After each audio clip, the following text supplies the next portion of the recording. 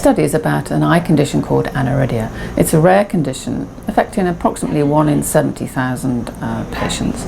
It's present at birth and it's characterized by lack of iris tissue, so that pigmented tissue surrounding your pupil.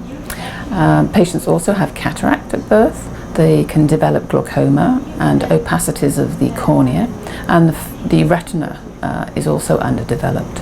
And so patients never have very good sharpness of vision. And by about sort of your mid-50s, probably most patients are registered blind. So this study was aimed at trying to find a treatment for this untreatable condition. And we used a particular type of therapy called nonsense suppression therapy. So nonsense mutations cause shortened proteins, and so they don't have full effect. And so this type of therapy can increase the length of the protein and make it function properly. And we deliver the drug systemically, so we injected the animals every day. And we were absolutely astounded to see how much better the eye looked. The retina looked really flat, the lens was almost normal size, but the cornea wasn't completely rescued. And when we thought about that, it was really because the cornea doesn't have any blood vessels. And so how do you get the drug from a systemic delivery to the cornea? And so that's when we thought about an eye drop preparation.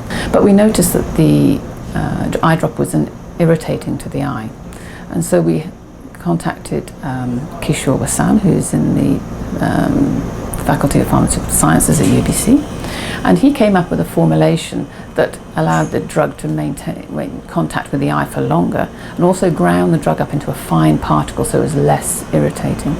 And when we delivered topical therapy using this formulation, the mice didn't show any irritation response, and it completely rescued the retinal defect and the cornea. And so that for us was just amazing.